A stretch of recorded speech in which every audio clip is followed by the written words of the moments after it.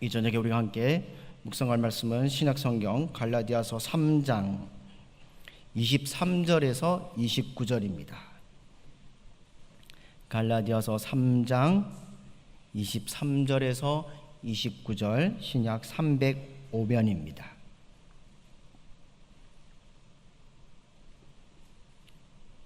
갈라디아서 3장 23절부터 29절의 말씀을 저와 여러분이 한 절씩 교독에 봉독하고 마지막 29절은 같이 읽도록 하겠습니다. 믿음이 오기 전에 우리는 율법 아래 매인 바 되고 계시될 믿음의 때까지 갇혔느니라. 같이 율법이 우리를 그리스도께로 인도하는 초등교사가 되어 우리로 하여금 믿음으로 말미암아 의롭다함을 얻게 하려 함이라. 믿음이 온 후로는 우리가 초등교사 아래 있지 아니하노다. 너희가 다 믿음으로 말미암아 그리스도 예수 안에서 하나님의 누구든지 그리스도와 합하기 위하여 세례 받는 자는 그리스도로 옷 입었느니라. 너희는 유대인이나 헬라인이나 자유인이나 남자나 여자나 다 그리스도 예수 안에서 하나이니라. 너희가 그리스도의 것이며 아브라함의 자손이요 약속대로 유업을 이을 자니라. 아멘. 갈렙 찬양대 오늘 한국입니다. 귀한 찬양해 주신 우리 갈렙 찬양대 감사드리고요. 갈렙 찬양대의 가사 주여 나를 평화의 도구로 세워주소서. 이 갈렙 찬양대 고백이 아니라 우리 여러분들의 고백이 되셨으면 좋겠습니다. 미움 있는 곳에 사랑을, 또 분열이 있는 곳에 하나가 되는 그런 찬양의 고백이 여러분들의 고백이 되기를 주님의 이름으로 축복합니다. 오늘 정말 많이 앉으셨습니다. 꽉 차 보셨습니까? 자리가 비좁으셨는데 이렇게 더우신데도 그 찬양 하나님께서 기뻐하실 겁니다. 다시 한번 갈렙 찬양대에 감사를 드립니다. 오늘 주보와 본문이 좀 다르지요. 주보의 본문에는 3장 23절부터 39절입니다. 제가 본문을 보내놓고 아무도 성경책이 잘못된지 아무도 몰랐습니다. 본문은 오늘 3장 23절에서 29절의 말씀을 가지고 믿음이 오기 전후라는 제목으로 함께 말씀을 나누고자 합니다. 우리가 요즘 큐티인을 묵상하는 본문이 어디냐면 갈라디아서입니다. 갈라디아서 사도 바울은 믿음의 성도들에게 율법과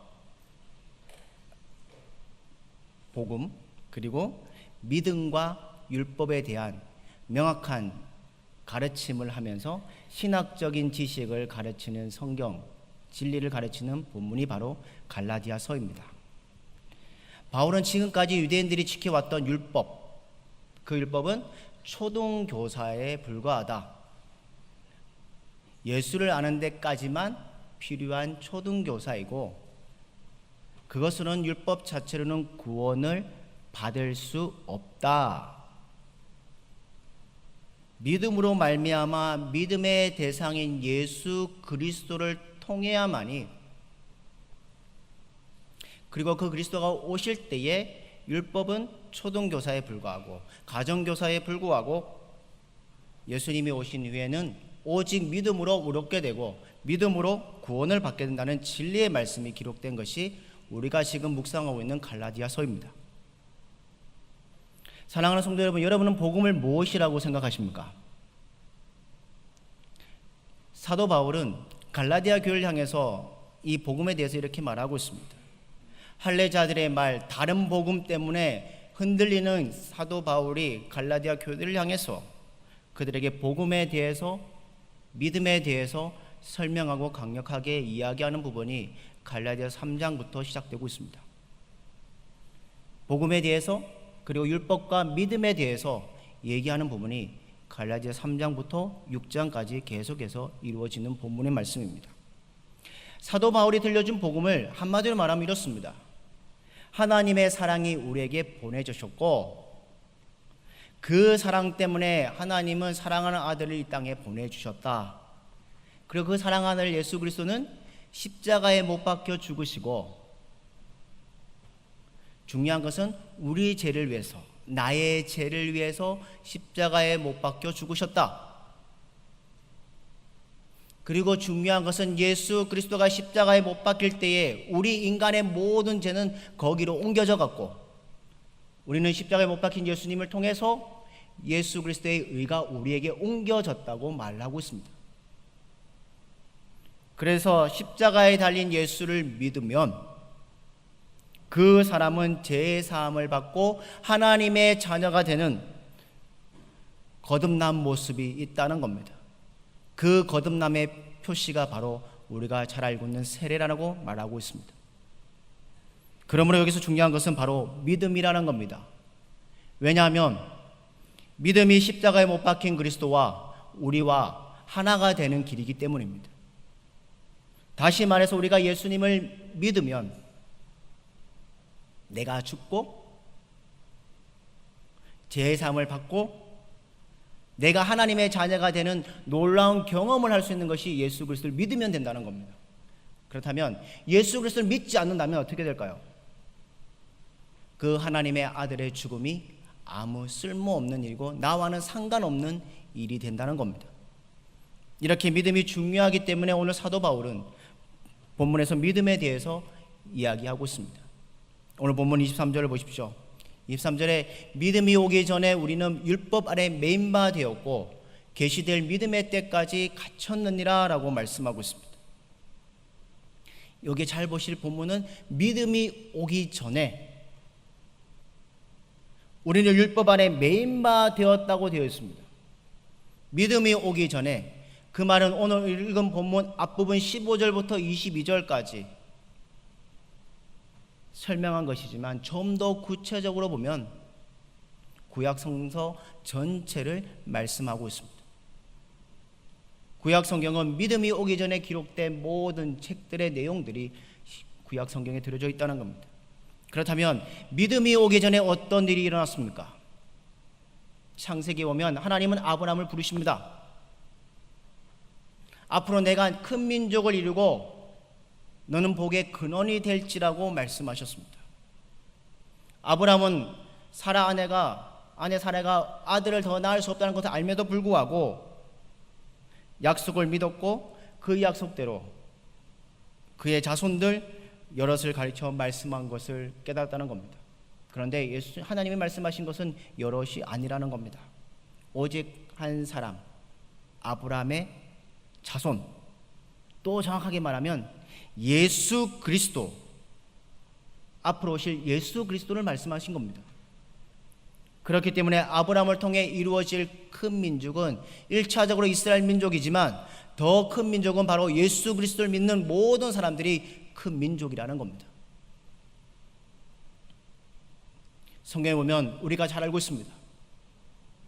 이스라엘 백성들이 애굽에서 종살이할 동안에 하나님을 잊어버립니다. 그리고 무엇을 섬깁니까? 애굽의 우상을 섬깁니다.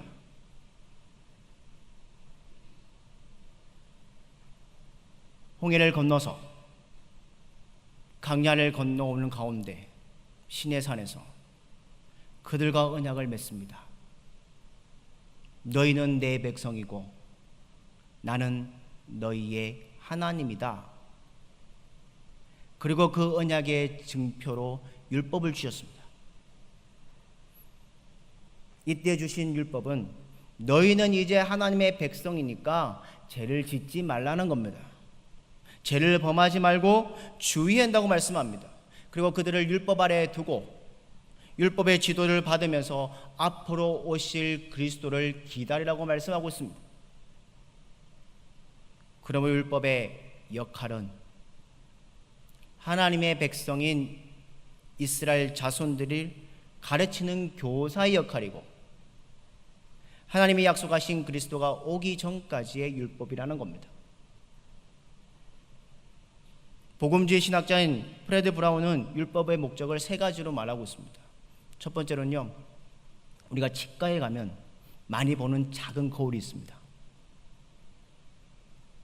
그것을 율법을 작은 거울이라고 보았습니다. 여러분, 그 작은 거울로 뭘 보십니까? 그 거울을 가지고 치아를 검사합니다. 이 사람이 치아가 나쁜지, 충치가 있는지, 무슨 문제가 있는지 봅니다. 근데 중요한 건 뭘까요? 그 작은 거울로 치아를 뽑을 수 있습니까? 없습니까? 그냥 단지 이것이 좋은지 안 좋은지를 보여주는 것이 율법의 첫 번째 목적이었다는 겁니다. 두 번째는 손전등, 후레시라는 겁니다. 어릴 때는 정전이 나면 손전등을 켭니다. 그러면 예전에는, 지금은 안전기지만 옛날에 우리가 매일 많이 들었던 게 뚜껑이 집을 열어서 휴즈를 갈고,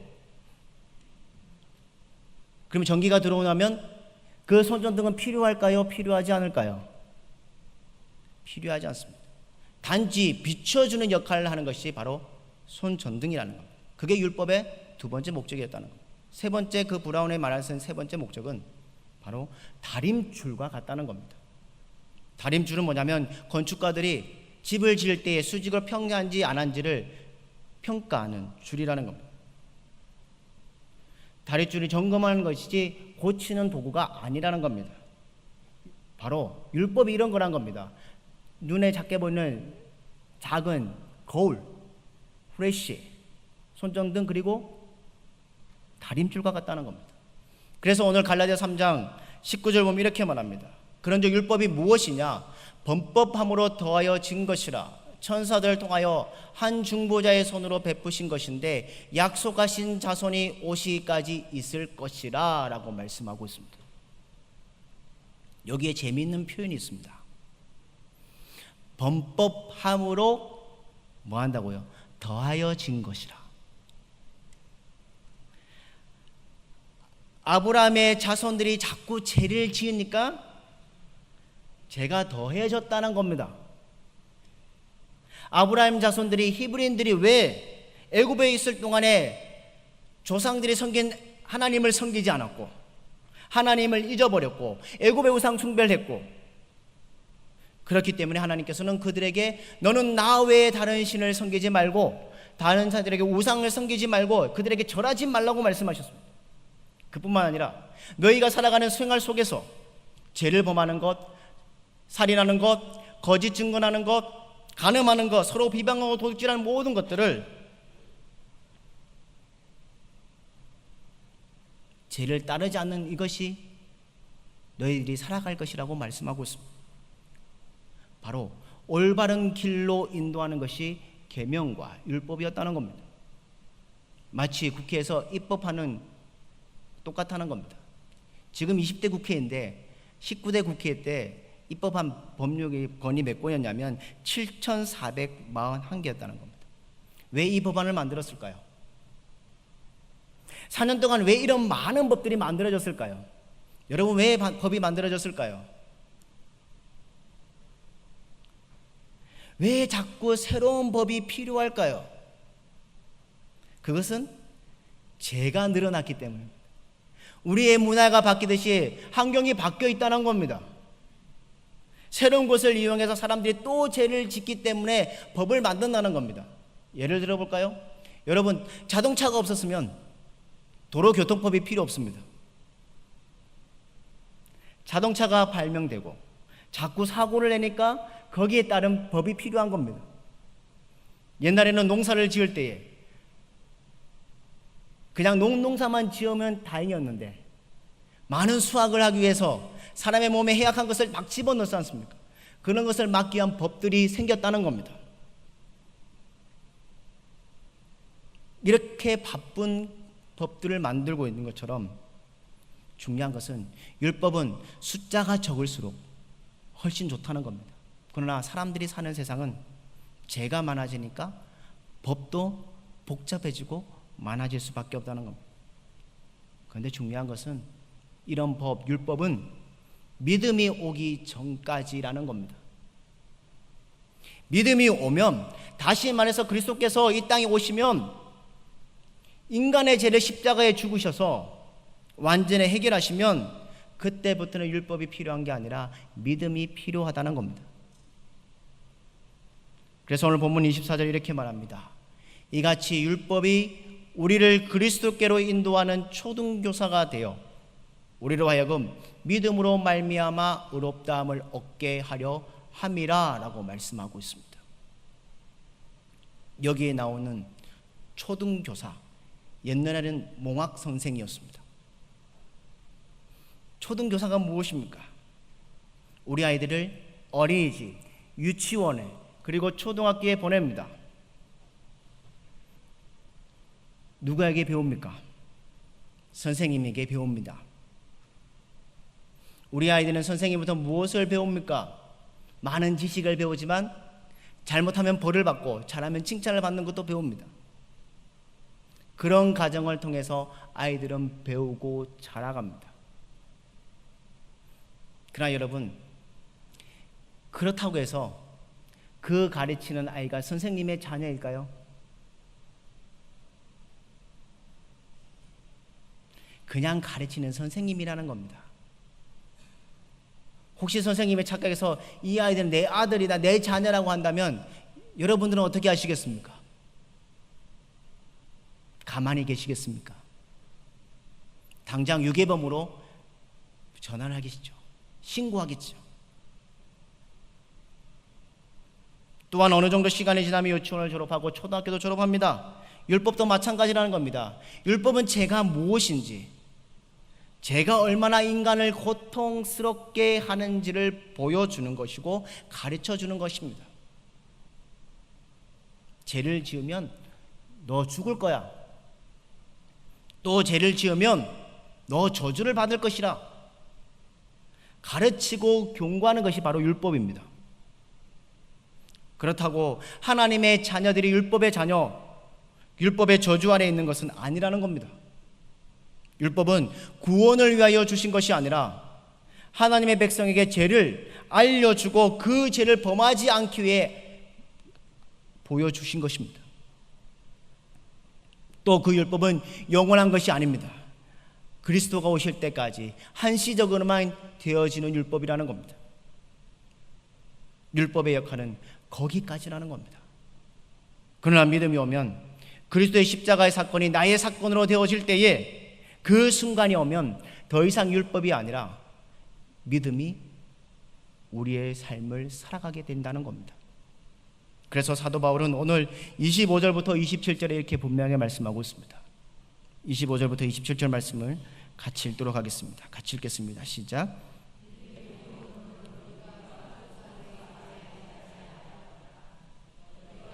믿음으로 말미암아 예수 안에서 하나님의 아들이 되었으니 너희든지 그리스도와 합하기 위하여 세례를 받는 자는 그리스도로 옷 입었느니라. 아멘. 이 말씀을 읽어보면 무슨 내용이냐면 우리들은 믿음이 오기 전에는 율법 아래에 있습니다.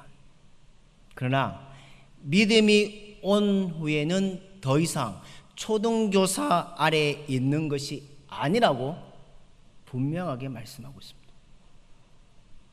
우리는 믿음으로 말미암아 하나님의 자녀가 되고 예수 그리스도 안에서 하나님의 아들이 되어서 그리스도와 연합해서 세례를 베풀고 세례를 받고 새로운 하나님의 세계, 다시 말해서 하나님의 은혜와 축복을 누리는 그곳에 들어가게 된다는 것입니다.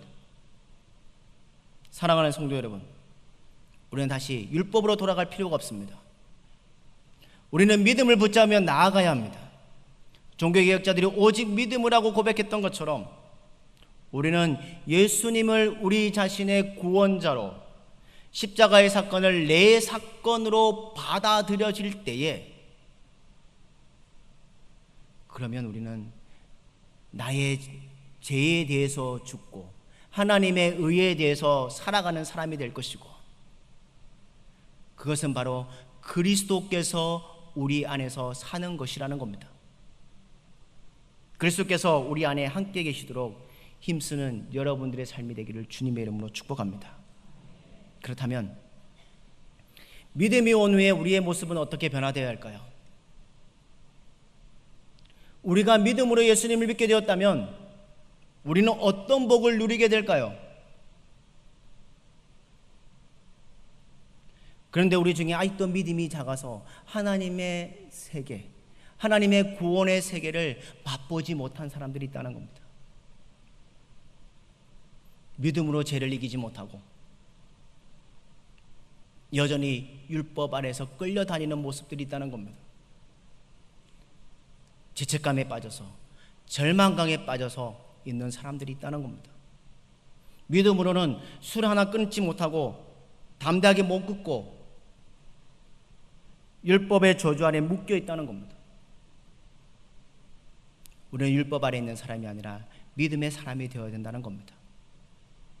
그렇다면 오늘 율법으로 믿는 자들에게 주시는 세 가지 복이 있습니다. 첫 번째는 바로 우리는 하나님의 아들이 된다는 겁니다. 믿음이 오기 전까지는 우리는 죄의 종에 불과합니다.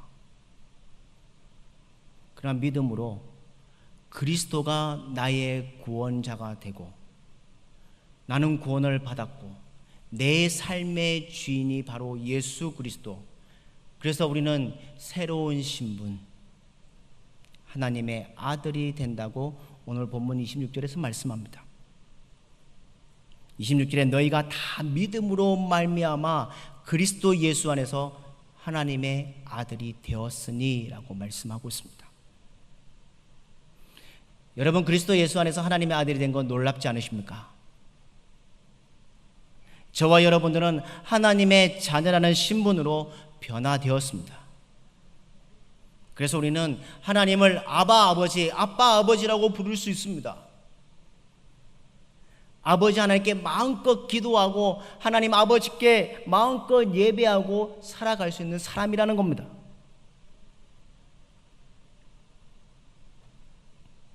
미국의 어느 도시에 아버지가 누구인지 모르는 한 어린 소년이 있었습니다. 이름은 벤 후퍼라는 소년이었습니다. 어릴 때부터 체구가 작아서 동네에서 따돌림을 당하고 사람들이 만나주지도 않았습니다. 그런데 그 동네에 이상한 소문이 들렸습니다. 그 마을에 한 젊은 담임 목사님이 부임하셨는데 교회 가본 적도 없는 그 소년에게 어떤 목사님을 들렸냐면 그 목사님은 따뜻한 사람이래. 그리고 따뜻하게 만나주는 사람이래. 사람들을 비난하지 않는데. 그래서 그 베누포는 교회에 가보고 싶었습니다. 그래서 몇 주 후에 교회를 가는데 예배 시작에 들어가면 사람들이 자기가 어떤 사람인지 알기 때문에 두려워해서 목사님 설교 시간에 들어가서 축도가 끝나기 전에 나왔습니다. 근데 몇 주 후에 그 아이가 또 설교 시간에 들어가서 설교 말씀을 듣고 하나님 말씀을 들었는데 얼마나 하나님 말씀에 귀를 기울였는지 축도가 끝난지도 몰랐다는 겁니다. 그런데 축도가 마치고 나가려고 하니까 사람들이 어떻게 했을까요? 쭉 서 있는 겁니다. 사람들이 뭘 하죠? 목사님과 악수합니다. 인사를 합니다. 사람들이 지나가고 자기도 따라 나아가고 있습니다. 목사님을 만났습니다. 목사님과 악수를 했습니다. 그때 목사님이 그 베누포 학생에게, 소년에게 물었습니다. 네가 누구의 아들이냐? 그러니까 주변의 모든 사람들이 조용해졌습니다. 그래서 목사님은 환한 미소로 다시 한번 이 질문을 이어갔습니다. 그래, 나는 네가 누구의 아들인지 알겠다. 내가 아버지를 닮았기 때문에 넌 누구의 아들인지 알겠다. 그래서 주변 사람들은 어떤 모습이었을까요? 표정은 더 굳어져 버렸습니다. 그때 목사님이 다시 이렇게 말했습니다. 너는 하나님의 아들이야.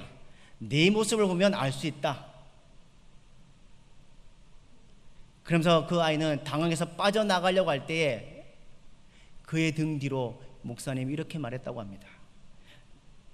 이제부터 하나님의 아들답게 훌륭하게 살아라. 오랜 시간이 지나서 그 아이는 미국의 주지사가 되었습니다. 얼마나 그 사람들에게 존경을 받았으면 최선을 했습니다. 그 주지사된 베누포는 어느 날 사람들 앞에서 이렇게 고백했습니다. 그날 젊은 목사님을 만나서 내가 하나님의 아들이라는 말을 듣던 바로 그 순간이 이 주의 주지사가 태어난 날이었습니다 라고 고백을 했다는 겁니다. 사랑하는 성도 여러분, 우리는 하나님의 아들이고 하나님의 딸입니다. 성경은 너무 분명히 말씀합니다. 요한복음 1장 12절에 영접하는 자 곧 그 이름을 믿는 자들에게는 하나님의 자녀가 되는 권세를 주셨으니 라고 말씀하셨습니다. 누구든지 예수님을 믿으면, 누구든지 예수님을 영접하면, 받아들이기만 하면 그 사람은 하나님의 자녀가 되는 것입니다. 오늘 저와 여러분이 이 은혜를 누리며 살아가는 삶이 되기를 주님의 이름으로 축복합니다. 두 번째 축복은 우리는 그리스도 안에서 새로운 옷을 입게 되었습니다. 하나님의 아들이라는 신분에 걸맞게 옷을 입었다는 겁니다. 오늘 본문 27절을 보십시오. 누구든지 그리스도와 합하기 위하여 세례를 받은 자는 그리스도로 옷 입었느니라. 여기서 주목할 단어는 그리스도로 옷 입었느니라. 여러분 지금 옷을 입고 계시죠? 옷은 어떤 것을 나타낼까요? 사람의 신분, 사람의 직업을 나타냅니다. 서양 사람들은 블루 컬러, 화이트 컬러라고 있습니다. 블루 컬러는 푸른색 자국복을 입고 있어서 노동자 계급이라고 말합니다. 화이트 컬러는 사무실에서 일하는 사람들의 구별하는 것입니다. 그런데 믿음 안에 있는 저와 여러분은 그리스도로 옷 입었다는 겁니다. 그리스도로 옷 입었다는 것은 그리스도에게 속한 자, 바로 그리스도인이라는 겁니다. 그리스도로 옷 입고 나는 그리스도에게 속한 사람이라는 것입니다. 사도행전 11장 26절에 이렇게 말합니다. 만남에 안디옥에 데리고 와서 둘이 교회에 1년간 모여 있어 큰 무리를 가르쳤고 제자들이 안디옥에서 비로소 그리스도인이라는 일컬음을 받게 되었다라고 되어 있습니다. 그리스도인이란 말은 안디옥 교회에서 시작된 말입니다. 안디옥 교회 성도들은 자신들이 누구에게 속해 있는지를 분명히 알고 있었던 사람이었다는 겁니다. 그래서 오늘 본문 28절에 보면 너희는 유대인이나 헬라인이나 종이나 자유인이나 남자나 여자나 다 그리스도 예수 안에서 뭐라고요? 하나라고 말씀하고 있습니다. 과거에는 유대인이고 헬라인이고 종이고 자유인이고 남자나 여자이지만 이제부터는 모두가 그리스도 예수 안에서 하나라는 겁니다.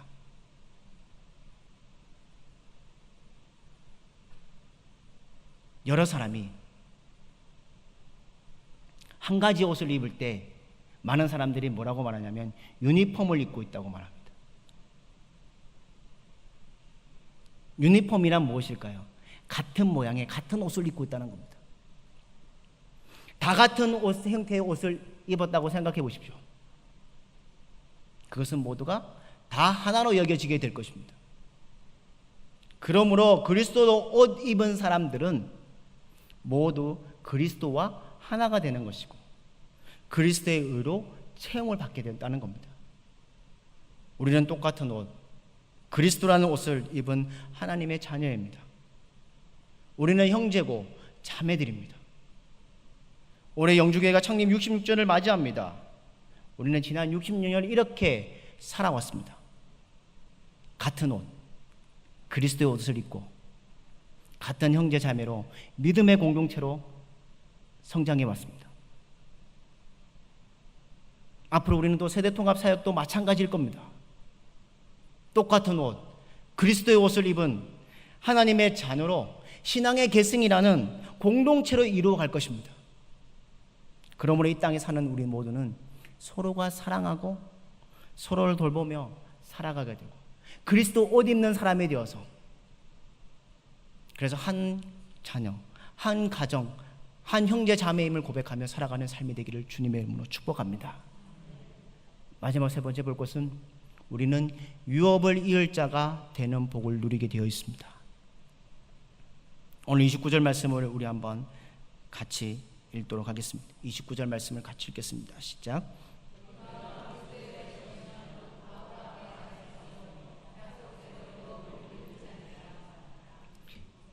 여기에 유업을 이을 자, 바로 상속자입니다. 우리가 그리스도의 것이면 우리는 아브라함의 자손입니다. 그 말은 우리가 유업을 이은 받을 자고 상속받은 자라는 겁니다. 상속자가 된다는 것은 굉장한 말입니다. 나는 아무것도 없지만 아버지가 부자면 우리는 상속받으면 뭐가 되죠? 부자가 됩니다. 근데 여러분은 우리의 아버지가 누구일까요? 하나님이십니다. 이 세상을 창조한 분이시고 이 세상의 주인이 바로 우리 아버지이십니다. 그리고 저와 여러분들은 무엇이 될까요? 상속자라는 겁니다. 생각만 해도 신나지 않으십니까? 즐겁지 않으십니까? 상속자가 되는 게 얼마나 즐거울까요? 세상 사람들도 상속자가 되면 얼마나 즐겁겠습니까? 우스운 이야기가 있는데요. 아주 오래전에 심장이 약한 사람이 있습니다. 그 사람이 친척으로부터, 미국의 이야기지만 100만 불을 상속받게 되었습니다. 그런데 가족들은 이것을 알려주면 그 심장이 약한 사람이 죽을 거라고 생각해서 이야기를 못하고 목사님을 찾아갔습니다. 그리고 목사님에게, 목사님 어떻게 하면 좋을까요? 했을 때 그 사람을 불러오라고 했습니다. 그걸 불러갔더니, 당신이 100만 불의 상속을 받는다면 어떻게 하겠습니까? 그랬더니 그 조가 목사님에게 이렇게 대답했습니다. 글쎄요 목사님, 반은 교회에 기부해야겠지요. 그랬더니 어떻게 됐을까요? 목사님이 쓰러져서 나는 우스운 이야기였습니다. 세상의 사람들도, 믿음이 약한 사람들도, 세상의 모든 부자라도 세상의 상속보다는 하나님의 믿음의 상속받는 자가 축복이라는 것입니다. 사랑하는 믿음의 성도 여러분, 우리는 믿음을 상속받은 자고 하나님 나라의 주인이고 하나님의 아들임을, 자녀임을 고백하는 여러분들 되시기를 주님의 이름으로 축복합니다. 한 임금이 신실한 종을 찾는 일이 있었습니다. 두 사람을 불러왔습니다. 두 사람에게 한 사람당 오늘 하루의 삭을 주었습니다. 그러면서 임금이 뭔 얘기를 했냐면, 우물에 있는 물을 이 항아리에 채우라고 했습니다. 그런데 두레박으로 채우는 것이 아니라 바구니로 항아리에 물을 채우라고 했습니다. 여러분, 물을 바구니에 담으면 어떻게 될까요? 물이 빠집니다. 한 사람은 어떻게 이렇게 의미 없는 일을 하느냐? 나는 시간 낭비가 되고 불평을 터뜨리고 돌아갔습니다. 근데 한 사람은 왕이 싹을 주었으면 시켰으니 우리 생각으로는 가치가 있든 없든 그냥 하면 되겠다고 생각하고 우물에 물을 바구니에 담아서 어항에 옮겼습니다. 여러분, 어항에 물이 찼을까요? 안 찼습니다. 그런데 우물에 바닥이 다 보였습니다. 그런데 그 바닥에 이상한 빛이 났다는 겁니다. 그게 뭐냐면 다이아몬드 반지였습니다. 만일 두레박으로 물을 옮겼다면 항아리를 금방 채우므로 이 다이아몬드 반지를 찾아낼 수 없었을 겁니다. 우리가 살아갈 때도 때때로 하나님을 의지하고 사는 것이 바구니로 항아리에 물을 채우는 모습일 것입니다. 그렇지만 궁극적인 승리, 우리를 향하신 하나님의 약속의 선물이 있는 한 그것을 믿고 하나님 말씀에 순종하며 나아간다면 궁극적으로 빛나는 다이아몬드, 하나님 말씀의 약속, 언약이 우리의 것이 되는 줄 믿습니다. 우리의 사는 것이 물이 흘러가는 것처럼 아무런 보람을 느끼지 못할지라도 하나님의 약속은 살아있습니다. 사랑하는 믿음의 성도 여러분, 우리는 하나님의 자녀입니다. 하나님의 유업을 이어받을 자입니다. 그래서 우리는 절망할 필요가 없습니다. 우리는 율법 아래 있는 자들이 아닙니다. 율법의 저주 아래서 해방된 자들입니다. 이제 우리는 믿음 안에 있는 자입니다. 그리스도 예수 안에 있는 자입니다. 그리고 그리스도로 옷을 입은 자입니다. 그리고 아브라함의 자손대로 하나님의 상속을 이용받을 자입니다.